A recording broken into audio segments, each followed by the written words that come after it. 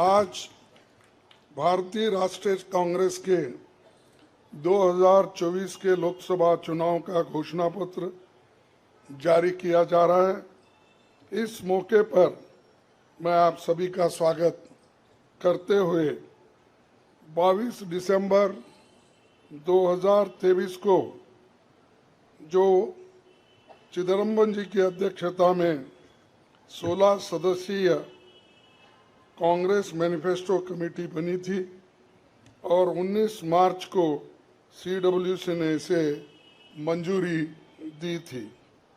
व्यापक जनभागीदारी और संपर्क के बाद हमारा घोषणा पत्र बना है। इसके लिए वेबसाइट आवाज भारत की बनी, जिस पर भी काफ़ी सुझाव मिले। हमारा ये घोषणा पत्र देश के राजनीतिक इतिहास में न्याय के दस्तावेज के रूप में याद किया जाएगा। राहुल जी के नेतृत्व में चली भारत जोड़ो न्याय यात्रा में 5 पिलर्स पर ध्यान केंद्रित किया गया था। यात्रा के दौरान युवा न्याय, किसान न्याय, नारी न्याय, श्रमिक न्याय और हिस्सेदारी न्याय की घोषणा की गई थी। जहां कहीं भी हम गए इन न्याय की बात हमने करी थी और इसकी गारंटी भी हमने दी है। इन 5 पिलर्स में से 25 गारंटी निकलते हैं। हर 25 गारंटी ने किसी ना किसी को लाभ मिलने का इसके अंतर्गत यहाँ पर हमारे मैनिफेस्टो में भी है और इसके लिए जो हम पहले से ही करते हुए आए हैं वो भी हमने इसका उल्लेख किया है। मैं कुछ बातें आपके सामने रखना चाहता हूँ। खासकर युवा न्याय के तहत हर शिक्षित युवा की पहली नौकरी अप्रेंटिसशिप के साथ पक्की हो जाए, ऐसी एक गारंटी हम दे रहे हैं। और उसके लिए हम 1 लाख रुपए, उसके लिए हम एक अप्रेंटिसशिप कोर्स करने वालों को खर्च करेंगे और इससे ये फायदा होगा, किसी ना किसी जगह उसको पक्की नौकरी मिलेगी, क्योंकि ये स्किल डेवलपमेंट के तहत और बहुत से इंडस्ट्रीज में इनको काम मिलेगा। नारी न्याय के तहत गरीब परिवार की महिला को सालाना 1 लाख की मदद देंगे। गरीब परिवार की महिला को सालाना 1 लाख की मदद देंगे। और किसान न्याय के तहत किसानों की कर्ज माफी और MS की कानून की गारंटी भी हम देंगे। और श्रमिक न्याय, इसके तहत मनरेगा में भी 400 रुपए, ये न्यूनतम कम से कम 400 रुपए मजदूरी दिया जाएगा।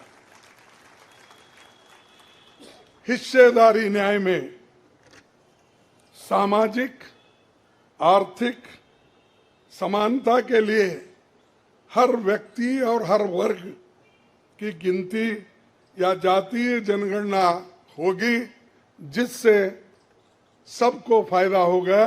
या किसी के फॉर में, किसी के अगेंस्ट में ये नहीं है कि हालात को समझने के लिए ये जातीय जनगणना करेंगे, जैसा कि SC ST की जातीय जनगणना होती है। और वैसा ही जो पिछड़े लोग हैं और भी ये अपर कास्ट में भी गरीब लोग हैं, सबकी हालत क्या है ये जानने के लिए हम जातीय जनगणना कराएंगे और इसका फायदा हर वर्ग को मिलेगा।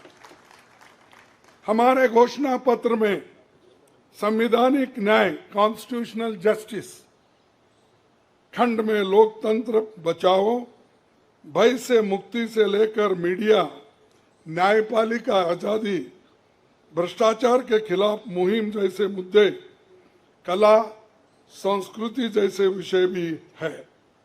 आर्थिक न्याय, इकोनॉमिक जस्टिस खंड में आर्थिक नीतियों, बेरोजगारी, टैक्सेशन और टैक्स रिफॉर्म्स, ये सारी चीजें उसमें हम लाएंगे।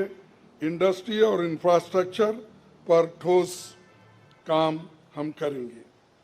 राज्य न्याय, जस्टिस फॉर द स्टेट्स, मैं संघीय विकास, पूर्वोत्तर भारत पर रोशनी हम डाले हैं और जहां कहीं भी फेडरल स्ट्रक्चर को धोखा होगा, हम उस वक्त अपनी आवाज उनके साथ भी उठाएंगे और जब हमारी गवर्नमेंट आएगी तो उनको बराबरी का हिस्सा देंगे, और ताकि वो पैसे के लिए तरस न हो, चाहे वो ड्रॉट हो, फ्लड हो, डिसास्टर्स हो।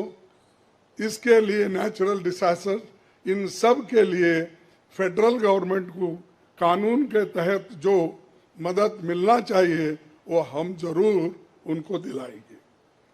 उसी के साथ देश की प्रतीक्षा और आंतरिक सुरक्षा के महत्व को ध्यान में रखकर रक्षा न्याय की भी खंड है, जिसमें विदेश नीति भी है। और विदेश नीति हमारी अब तक सफल हुई है और उसी नीति पे अगर ये लोग काम करते थे और ठीक ढंग से चलते थे, और बहुत से मुश्किल हमको आज जो आ रहे हैं वो कभी नहीं आते थे। तो इसीलिए हम अपना रक्षा न्याय का देश की रक्षा के लिए पूरा हम काम करेंगे। आखिरी एक महत्व का बिंदु पर्यावरण न्याय भी देंगे। आप सभी से मैं अनुरोध करूंगा कि घोषणा पत्र को बारीकी से देखें, परखे। इसमें आपको भविष्य के भारत की शानदार नया तस्वीर दिखेगा और इसके लिए आप ठीक ढंग से आप काम कर सकते हो।